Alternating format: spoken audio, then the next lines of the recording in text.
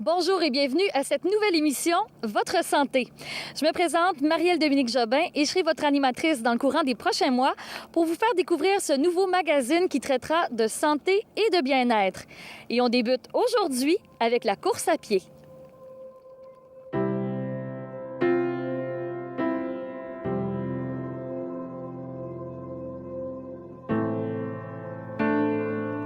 Je me trouve en compagnie de Ria Rondon-Boss qui a fondé ce groupe de course à Baie-Comeau. Bonjour Ria. Bonjour. Qu'est-ce qui vous a donné le goût au début, l'envie de fonder un groupe de course à Baie-Comeau?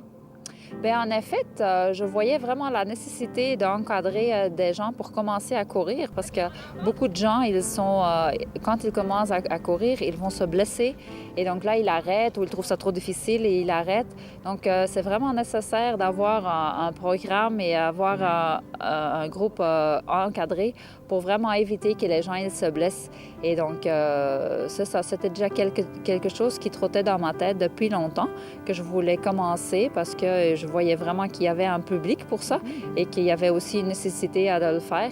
Donc, l'année passée, c'était la première fois qu'on l'a fait avec 2 groupes de débutants et cette année, on a un groupe de débutants et un groupe avancé. Je pense que je suis vraiment le public cible parce que vous avez des groupes débutants avancés. Je suis quelqu'un de pas très en forme, en même temps un peu aussi dans la moyenne des gens. Si j'ai envie de commencer à bouger et commencer la course, quelles sont les étapes à suivre? Bien, c'est vraiment important d'aller graduellement parce que oui, c'est sûr qu'on a besoin d'un certain cardio, donc le cardio doit s'améliorer, mais aussi les articulations, ils doivent s'adapter au choc. Donc, même si vous avez vraiment un bon cardio, vous allez voir tantôt, il n'y aura pas de problème pour suivre, mais c'est quand même important de vraiment aller graduellement, que les articulations, les genoux, ils s'adaptent vraiment au choc. Quand on est jeune, on n'a pas autant de misère avec ça, mais de plus âgé qu'on devient, de plus doucement qu'on doit y aller, là, vraiment graduellement, de petites temps de marche, de course, intervalles comme ça. Non, là, c'est bien, c'est ça, tu peux aller trop vite, je pense que l'habitude qui me donne... C'est ça. Non, des c'est crampes, parce que là, tu es capable de bien parler, donc ça veut vraiment dire que tu as un bon rythme. Mais je sais que le cardio est à travailler un peu. Ça fait brûler aussi plus de calories, de faire des alternances comme ça, des intervalles. Ça, c'est quand tu fais de la vraie intervalle. OK. Dans le sens que... De y aller à fond pour courir. Pas à fond, mais un rythme cardiaque un peu plus élevé. Ouais. Et vous dites que, selon vous, tout le monde peut courir, peu importe son âge, sa condition ou presque? Absolument, oui.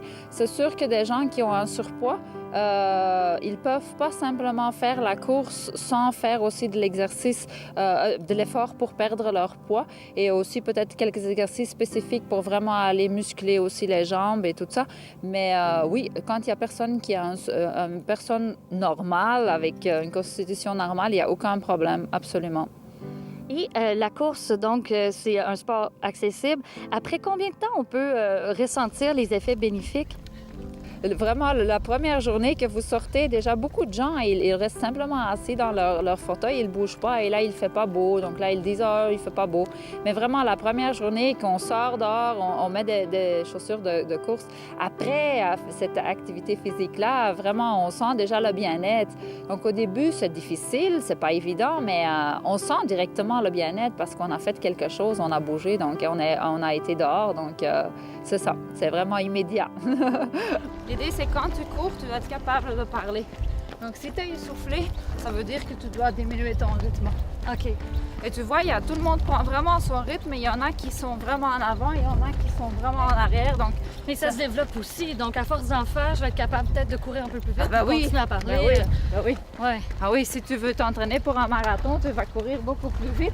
Et jaser encore plus. Absolument.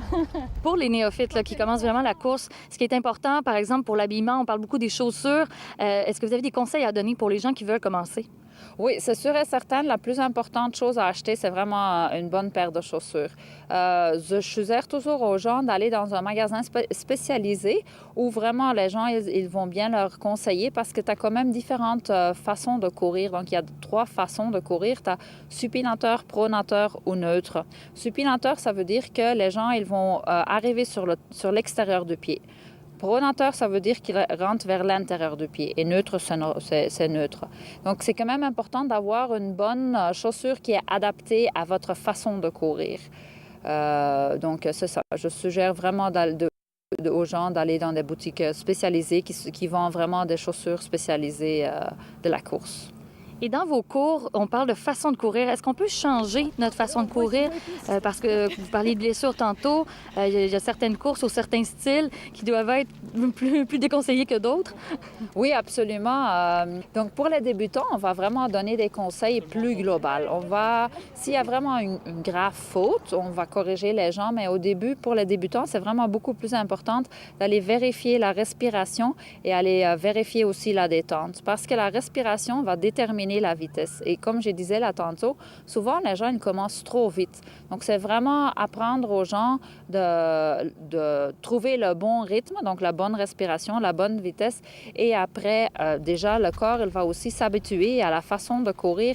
Et le corps, il sait quoi faire. On est né pour courir, on est né pour marcher, on est né, c'est ça, avec nos pieds, donc on est né pour les utiliser aussi. Donc, en effet, le corps, il sait quoi faire. Et souvent, après, quelques fois, les gens, ils trouvent par eux-mêmes comment de courir. Sauf que s'il y a vraiment des graves erreurs, là, c'est pas vraiment une erreur, mais ça, des choses qu'on voit qui pourraient donner des blessures, bien là, on va vraiment voir les gens et expliquer c'est quoi qu'ils doivent faire.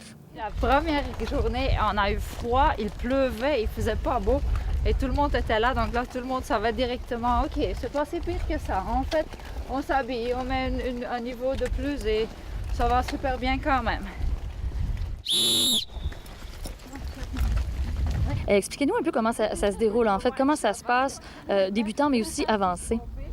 Bien, le débutant, c'est vraiment, on fait débutant et avancé. Le programme, le principe, c'est la même chose. Donc, on commence avec un bon échauffement. Après, on fait le programme et après, on fait une bonne séance d'étirement. Donc, ça aussi, avant et après un entraînement, c'est très important d'avoir l'échauffement et l'étirement. Pour les débutants, c'est vraiment alternance marche-course, marche-course.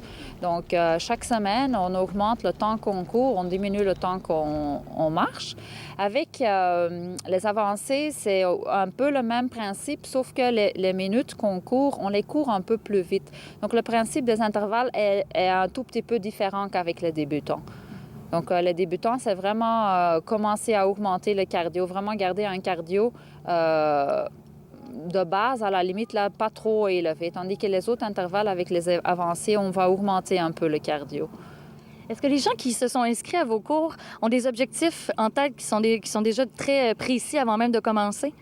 Bien, le début des gens qui commencent vraiment les débutants, c'est clair, c'est faire un 5 km. Et c'est ça pour les avancés, mais c'est faire le 10. Donc, c'est vraiment ça, là, finir le programme, faire un 5 km ou faire un 10 km. Avec le meilleur temps possible.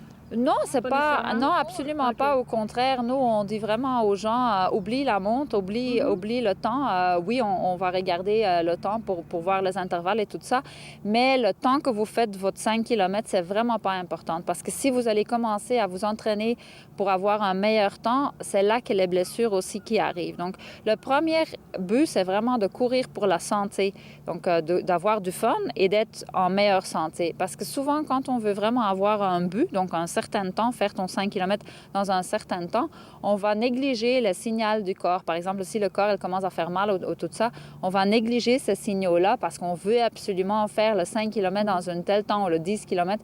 Donc, c'est vraiment là qu'il y a le risque des blessures. Donc, non, oui, à la fin, on va le chronométrer, mais c'est vraiment pour donner une idée aux gens, mais c'est vraiment pas le but de le faire le plus vite possible. C'est le faire. Vraiment, le grand but, c'est vraiment de le faire. Quand j'étais jeune, j'étais pas très sportif, mais j'étais amoureux d'un garçon qui courait. Voilà. Alors, vous êtes mis à courir après lui? Oui. Absolument. C'est vraiment, je te jure, c'est vraiment à cause de lui que j'ai commencé à courir. Et là, je trouvais ça le fun. Donc là, après, j'ai continué à courir. Je trouvais ça vraiment le fun. Mais vraiment, le début, j'avais comme 17-18 ans. Là, oui, c'est vraiment à cause de lui. Et vous avez continué, donc ça s'est développé, puis l'habitude, l'amour de la course est resté. Autant l'été que l'hiver? Oui, en Belgique, oui. Ici, en hiver, j'ai un peu plus de misère, là. Jusqu'à moins 15, OK, mais plus froid que ça, j'ai pas encore couru. Me suis pas informée non plus jusqu'à quelle température ça reste, saine, que c'est pas dangereux pour la santé non plus. Mais c'est ça. Moi, j'y vais jusqu'à moins 15, là. C'est ça. C'est déjà assez courageux. Ouais. Donc, maintenant, on va se mettre au travail. Merci beaucoup, Ria. Ben, merci à vous.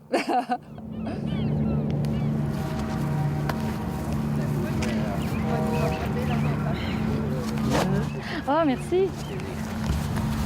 Je déroule mon tapis.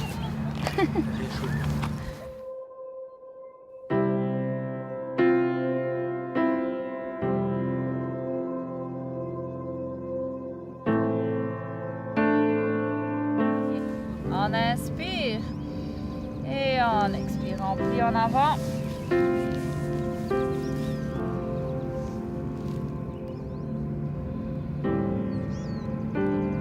On revient doucement. On change les 2 pieds de place. On fait la même chose. On inspire.